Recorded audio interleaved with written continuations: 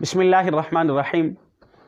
आपके मसाइल और उनके हल के प्रोग्राम में एक दफ़ा फिर आप हज़रात के सामने हाज़िरी हुई है।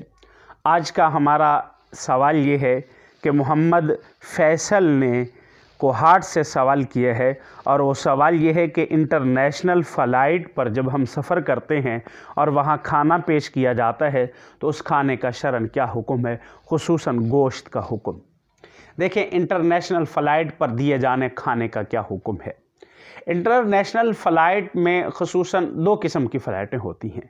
एक वो फ़्लाइट के जो मुसलमान ममालिक की हैं, मसलन पाकिस्तान की PIA है, सऊदीया एयरलाइन है, और इसी तरीके से एमिरेट्स है या मिस्र है। ऐसी अगर फ़्लाइट है जो इस्लामी ममालिक की हैं, तो इस्लामी ममालिक के लोग मुसलमान हैं और मुसलमान का ज़बिया शरअन जायज़ है।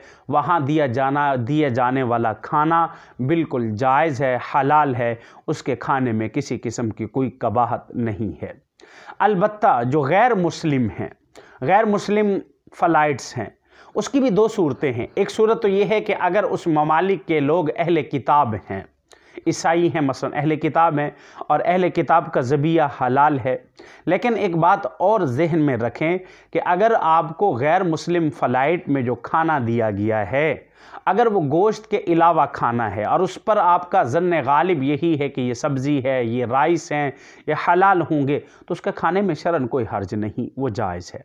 अलबत्ता जो गोश्त है और अगर उन खानों के ऊपर मोहर लगी हुई है, हलाल की मोहर लगी हुई है, क्योंकि इस ज़माने में जदीद दौर में मुख्तलिफ़ किस्म के बोर्ड बन चुके हैं उलमा के, मुफ्तियान के, कि जिन्होंने हलाल चीज़ों पर अपनी तस्दीक की है, मोहरें लगाई हैं। गैर मुस्लिम ममालिक में भी हलाल चीज़ें मिलती हैं और उस पर बाकायदा मुसद्दिक़ा इदारे की तस्दीक होती है, जिस पर उलमा का एक बोर्ड होता है। अगर कोई ऐसे इदारे ने उनकी तस्दीक की हुई है, फिर वो खाना, वो गोश्त आपके सामने पेश किया जाता है और आपको यकीन है कि वाकई ये हलाल होगा, किसी मुसलमान ने इसको ज़बा किया होगा और हलाल तरीके से, कि जो चारों रगें हैं वो कट गई होंगी जानवर की, तो इस तरीके से अगर खाना है तो उसका खाना शरअन जायज़ है। लेकिन अगर ऐसा है कि आपका दिल उस पर मुतमईन नहीं है और ज़हरी कैफियत से ये मालूम हो रहा है कि यह हलाल तरीके से ज़बा नहीं किया गया होगा, तो फिर इसके अंदर इज्तनाब बेहतर है, इससे बचना बेहतर है। फिर इस किस्म का गोश्त और इस किस्म का खाना ना खाया जाए। जज़ाकल्लाह।